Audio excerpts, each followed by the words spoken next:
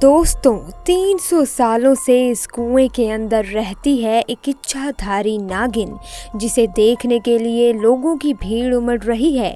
दरअसल दोस्तों, ग्वालियर के एक छोटे से गांव में जो भी घटित हो रहा है उसे देख आप भी दंग रह जाएंगे दोस्तों। लेकिन वीडियो शुरू करने से पहले जो भी महादेव के सच्चे भक्त हैं, कमेंट बॉक्स में हर हर महादेव ज़रूर लिखना। दोस्तों, ग्वालियर के एक छोटे से गांव में एक कुआं है। यहाँ एक इच्छाधारी नागिन का वास है। इतना ही नहीं, जो भी इस कुएं के पास आकर अपनी कोई भी इच्छा बोलता है तो वो नागिन उसे पूरा कर देती है। क्योंकि कई लोगों के साथ ये चमत्कार हुआ है, जिनमें से एक हैं माधव जी। माधव वैसे तो मुंबई के एक बड़े न्यूज़ चैनल में काम करते हैं, परंतु ग्वालियर में उनकी पुश्तैनी ज़मीन है। उनके बूढ़े माँ बाप अभी भी ग्वालियर में ही रहते हैं, इसीलिए माधव अपने बच्चों के साथ साल में एक बार छुट्टियां बिताने ग्वालियर में अपने गांव ज़रूर आते हैं। एक बार जून जुलाई के मौसम में माधव अपने गांव आए हुए थे। उनका एक बेटा और एक बेटी है जो करीब 10 साल के हैं।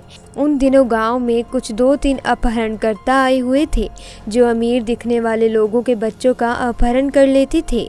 जब माधव जी का बेटा एक गेंद के साथ खेलते खेलते परिवार की नज़रों से दूर हुआ तो अपहरणकर्ताओं को अच्छा मौका मिल गया। उन्होंने उनके बेटे का अपहरण कर लिया। अपने बच्चे को घर के आसपास ना देखकर माधव और उनके परिवार वाले चिंतित हो गए। जब काफ़ी समय के बाद भी ढूंढने पर माधव जी को अपना बेटा नहीं मिला तो उनकी पत्नी का रो रो कर बुरा हाल हो गया था, जैसे पैरों तले ज़मीन ही खिसक गई हो। अपने बच्चे को ढूंढते ढूंढते माधव उसी कुएं के पास पहुंचे जहां लोग बताते हैं कि वो इच्छाधारी नागिन रहती है। माधव ने इस बारे में सुना तो था, पर यकीन नहीं करता था। वो रोते हुए उस कुएं की ओर देखते हुए बोला, मैंने सुना है कि यहाँ नागिन तेरा वास है। अगर तू सच में है तो मेरे बेटे को मुझे वापस दिला दे। मैं अभागा पति हूँ, तुझे गुहार लगाता हूँ कि मुझे मेरे बेटे से मिला दे। और इतना कहकर वे ज़ोर ज़ोर से रोने लगा। तभी दोस्तों, उस कुएं से एक स्त्री की आवाज़ आती है, माधव तू जा, तू घर जा, तेरा बेटा आता ही होगा। उसके बाद वो आवाज़ एकदम से गायब हो जाती है। माधव आश्चर्य में था कि आखिर ये क्या हुआ, किसकी थी ये आवाज़। परंतु माधव ने ठीक वैसा ही किया। उधर जब वो अपहरणकर्ता जंगल के रास्ते से माधव के बेटे को ले जा रहे थे, तभी रास्ते में अचानक उन्हें ये महसूस हुआ जैसे धरती कंपा रही है। तभी सामने उन्होंने देखा तो दंग रह गए। एक विशाल सांप, जिसका आकार एक सामान्य सांप से कई गुना बड़ा था।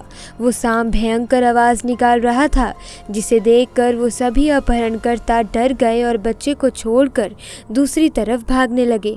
परंतु ये क्या, दूसरी तरफ भी उस विशाल सांप की पूंछ थी। अब तो बचने की कोई जगह नहीं थी। वे अपहरणकर्ता इतने डर गए कि रोने लगे और अपनी गलती की माफ़ी मांगने लगे और उस सांप को वचन दिया कि भविष्य में ये कार्य कभी नहीं करेंगे। तभी वो सांप वहाँ से गायब हो जाता है। मौका देख सभी अपहरणकर्ता वहाँ से भाग निकलते हैं। माधव का बेटा भी उस सांप को देखकर डर गया था, परंतु तभी उसने देखा कि वहाँ जो सांप था वे गायब हो चुका था। उसकी जगह वहाँ पर एक सुंदर स्त्री खड़ी थी, जिसने प्यार से माधव के बेटे को अपनी गोद में उठाया और उसके घर छोड़कर गायब हो गई। जब उसके परिवार ने बच्चे को घर के दरवाजे पर सही सलामत पाया तो उनकी खुशी का ठिकाना नहीं रहा।